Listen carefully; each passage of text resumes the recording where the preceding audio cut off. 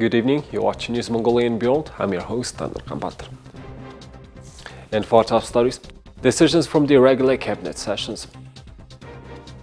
The 10th consultative meeting of honorary consuls of Mongolia has taken place. The 4th China-Mongolia expo has started in Hohhot city. And for the news, stay tuned.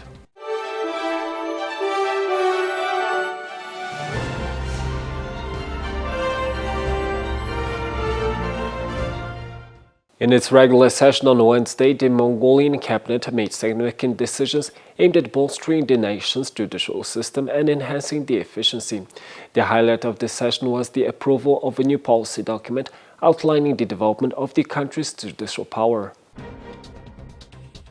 After thorough discussions concerning the draft resolution of the State Great Hohhot regarding the approval of the policy for the development of judicial power, it was unanimously decided to offer support in principle and forward some constructive suggestions to the legislators for further refinement. Mongolia's judicial system has relied on the strategic plan of judicial power, which was initially endorsed by the State Great Hohhot in 2000 and is still in effect. In response to recommendations stemming from assessments and evaluations of this plan's implementation, a comprehensive proposal has been formulated to align Mongolia's judicial power development policy with the objectives of Vision 2050, Mongolia's long-term development policy, and other pertinent documents issued by authorized organizations and officials tasked with judicial development and reform. The draft resolution encompasses a spectrum of goals, including ensuring that citizens' rights to file cases in court are guaranteed.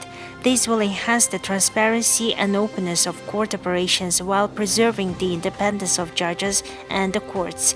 It will also foster responsible judicial institutions, aligning administrative management with modern standards, continually developing the human resource capacity of the judiciary. Finally, it will improve the quality and accessibility of court services, expanding court infrastructure, and establishing a robust and dependable system for case management.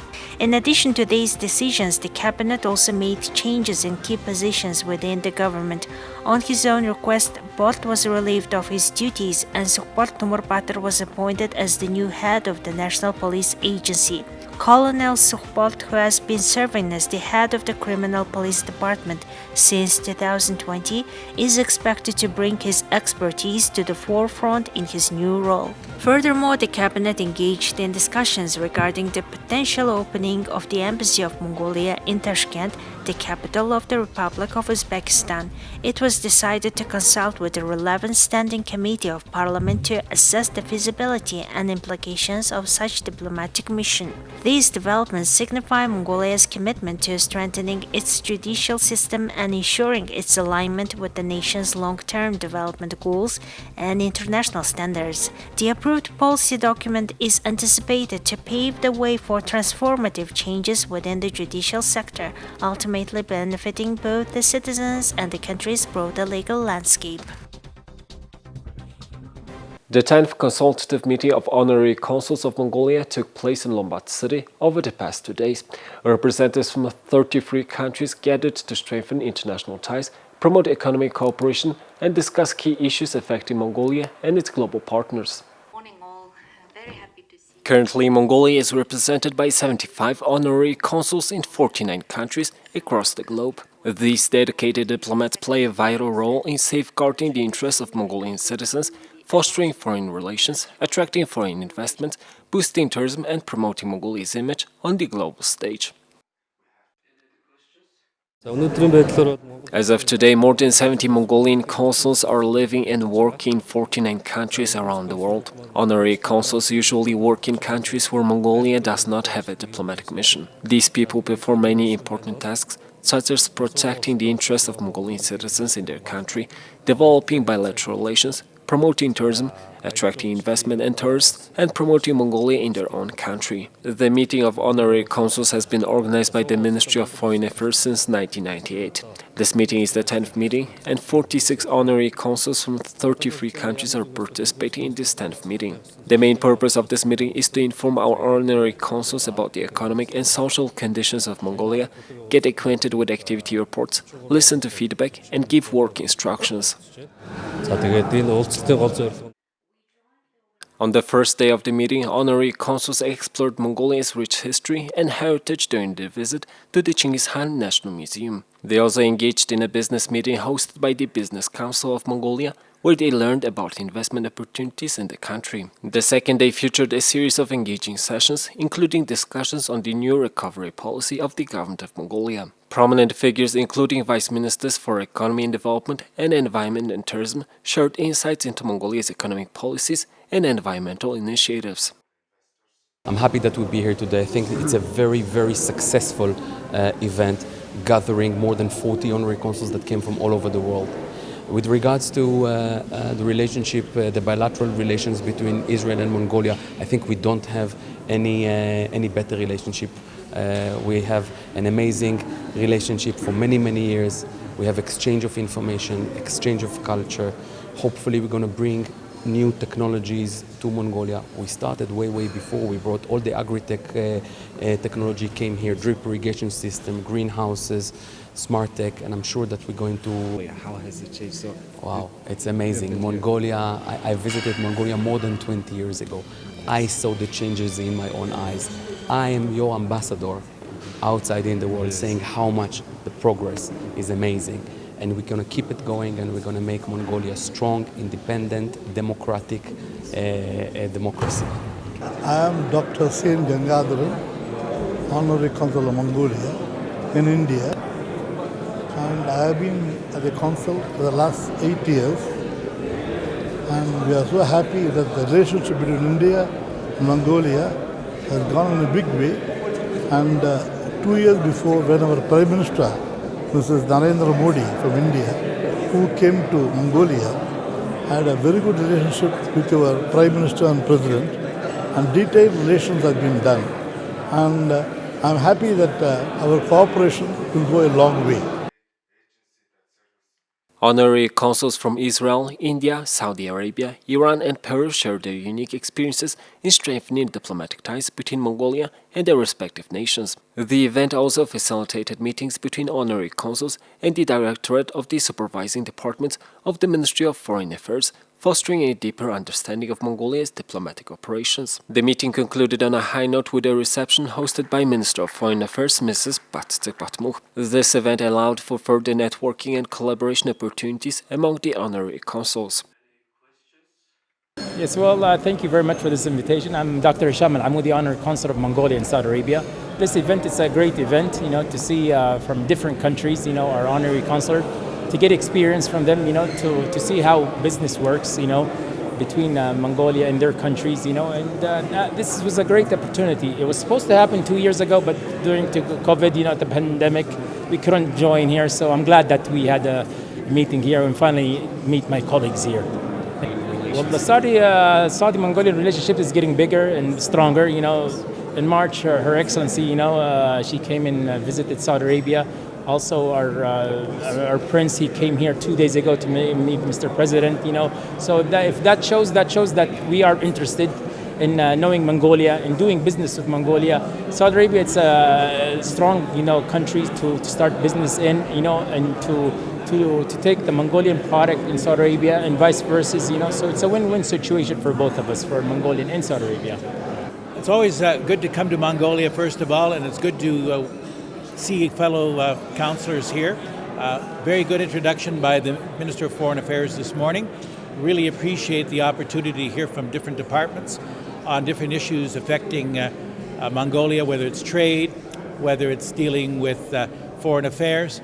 It's important for honorary consuls this day and age as an adjunct to embassies to be able to go out, talk to business people, be able to use whether it's their business acumen, their political background, in order to promote Mongolia And this year, of course, is the 50th anniversary of diplomatic relations between Canada and Mongolia. In fact, Canada was one of the first Western countries to recognize Mongolia back in 1973, the United States and others around 1989. So it's a special year, and it's important that this third neighbor policy, that Canada and others become very much engaged in promoting a developing, strong, democratic Mongolia. Okay, well, I wanted to thanks to our foreign minister and the ministry and the consular department of Mongolia to arrange such a wonderful and nice meet today. We are meeting here from all over the country. Lot of honorary consul are here, so we are talking also about lot of things about our country and everybody's country. And what actually I wanted to do from the Bangladeshi side, that I wanted to strengthen our tie between Mongolia and Bangladesh, economically, culturally, education. So already we have started working culturally. Next year we are going to invite some painter in Bangladesh, and from here, from Bangladesh also, from Mongolia also, some painter will come to Bangladesh to So there will be like cultural exchanges? Cultural exchange, and it is very important. Yes. Yeah, for the country. The 10th consultative meeting of honorary consuls of Mongolia underscored the crucial role played by these diplomats in advancing Mongolia's interest on the world stage, promoting economic development and fostering global understanding. The 4th China-Mongolia Expo has started in Hohhot city in Inner Mongolia, China. This expo is a long-term cooperation project between the government of Mongolia and China. Representatives from more than 3,000 organizations of 35 countries are participating in this expo. The initial China-Mongolia Expo was held in 2015 with the aim of boosting trade and economic flows between the two nations to $20 billion.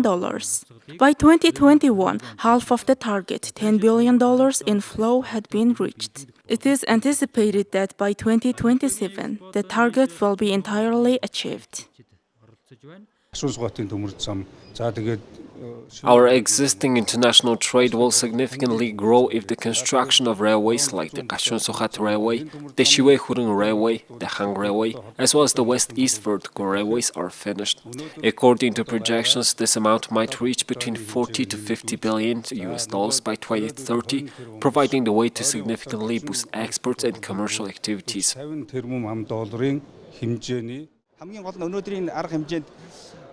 The fact that 99% of food, agriculture and light industrial businesses are participating in today's event is significant. Mongolia needs to diversify its economy and reduce its reliance on mining. China, being one of the largest economies in the world, offers a wide range of opportunities for business ventures. Many Mongolian entrepreneurs aspire to work in this industry, and the regulations and agreements between two nations will facilitate their entry.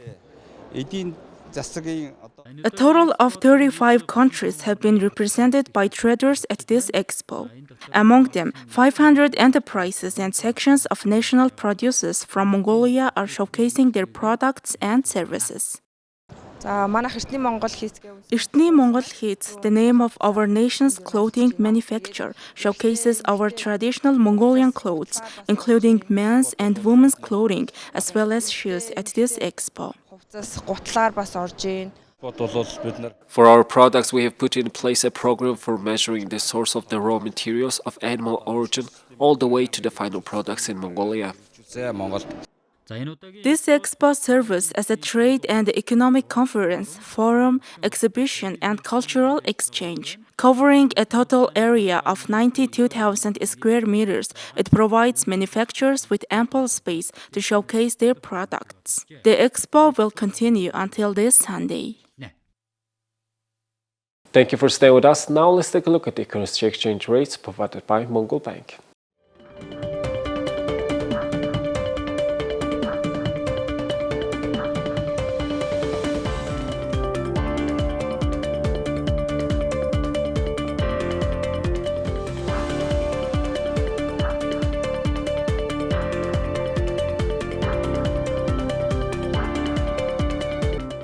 Well, that's all for today. Thank you for staying with us. We'll see you next week with more news and updates. Have a nice weekend. Goodbye.